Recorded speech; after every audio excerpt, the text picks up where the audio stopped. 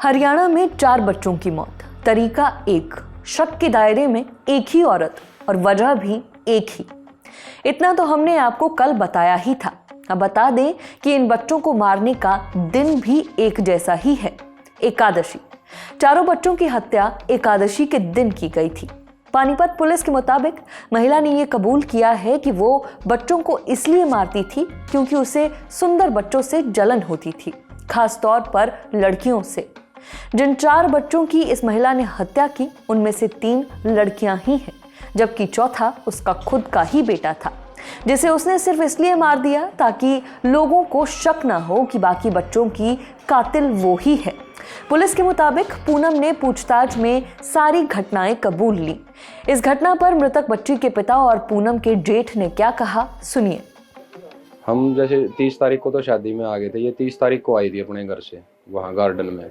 वहाँ से फिर ये इसको घर ले गए। अगले दिन बारात चढ़नी थी। जब बारात से पहले 2 पूजा होती है ना, ये उसी टाइम पे मेरी लड़की को बहका के ले गई। फिर उसके बाद कैसे पता चला किस तरह वारदात को अंजाम दिया? ये वारदात का तो पुलिस ने ही बाद में खुलासा किया है। हमें तो सिर्फ इस पे बहुत शक था।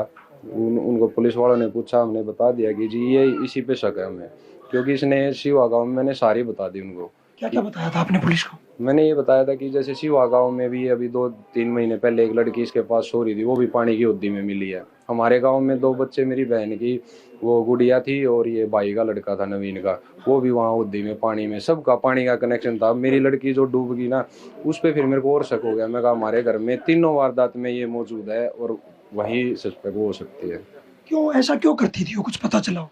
बस वो बता रही है सुंदर लड़कियां पसंद नहीं थी। हमें तो पता नहीं था, अगर हमें ऐसा कुछ थोड़ा सा भी भनक लग जाती, हम अपने बच्चों को ऐसे नहीं छोड़ते। वहीं मीडिया रिपोर्ट्स में एक जानकारी ये भी सामने आई कि उसने 3 हत्याएं एकादशी के दिन की। दावा ये भी किया जा रहा है कि पूनम का यूपी के कैराना के एक तांत्रिक से संपर्क था। ऐसे में इन हत्याओं को तांत्रिक से भी जोड़कर देखा जा रहा है। साथ ही पूनम को कोई मानसिक बीमारी होने का भी शक जताया जा रहा है। इन वारदातों के बाद आज तक संवाददाता पवन राठी ने पूनम के पति नवीन से बातचीत की। नवीन का कहना है कि उसे या उसके परिवार को कभी नहीं लगा कि पूनम कोई मानसिक बीमारी से जूझ रही है। नवीन के मुताबिक पूनम एक इंटेलिजेंट महिला थी। उसने शादी के बाद बीएड की पढ़ाई की थी। कितने बच्चे आपके? सर हमारी शादी 2019 में हुई है। एक लड़का तो उसने पहले ही मार दिया, अब एक लड़का और है मेरे पास। कितने साल का है और वो लड़का कहाँ पे है? वो लड़का सर हमारे पास है, 2 साल का होने वाला है, वो भी 2 महीने का सर है।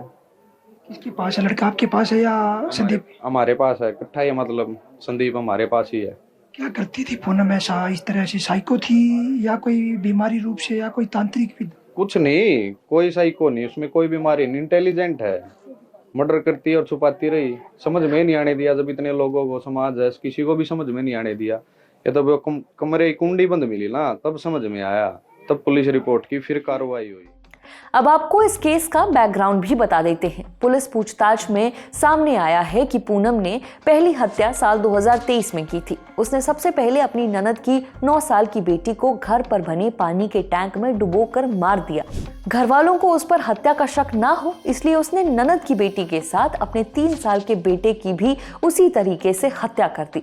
फिर आया साल 2025। मीडिया रिपोर्ट्स के मुताबिक पूनम ने इस बीच कोई हत्या नहीं की क्योंकि वो दोबारा गर्भवती हो गई थी। लेकिन 2025 के अगस्त महीने में पूनम ने अपने मायके सिवाह गांव में चचेरे भाई की 6 साल की बेटी को भी इसी तरीके से मार दिया।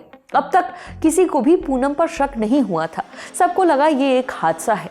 आखिरी मामला महज कुछ दिन पहले 1 दिसंबर का है। पूनम पानीपत के नौलखा गांव में एक शादी अटेंड करने गई, जहां उसकी जेठानी की 6 साल की मासूम बेटी विधि भी आई हुई थी। रिपोर्ट है कि बच्ची बहुत प्यारी और खूबसूरत थी, तो उसे देखकर पूनम को जलन हो गई, जिसके बाद पूनम ने बारात वाले दिन पहले बारात को जाने दिया और उसके बाद 6 साल की उस मासूम को भी टब में डुबोकर मार डाला। यहीं इसी मामले से पुलिस केस की शुरुआत होती है। मौत को लेकर पुलिस ने जांच शुरू कर दी। जब पुलिस मौके पर पहुंच गई तो समझ आया कि मौत एक दुर्घटना नहीं बल्कि प्लान्ड मर्डर था। जिस टब में डूबने से बच्ची की मौत हुई उसकी गहराई बच्ची की लंबाई से कम थी।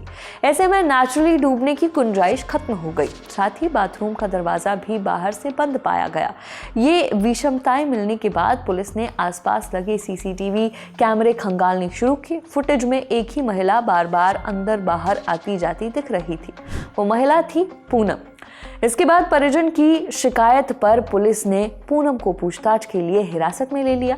फिलहाल पूनम पुलिस की गिरफ्त में है। उसके ऊपर हत्या का केस दर्ज कर लिया गया है।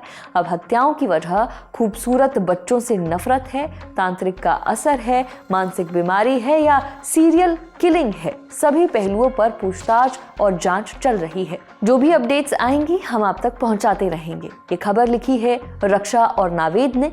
मेरा नाम है नेहा धीमान, कैमरा के पीछे है आलोक। देखते रहिए दी ललन टॉप। शुक्रिया।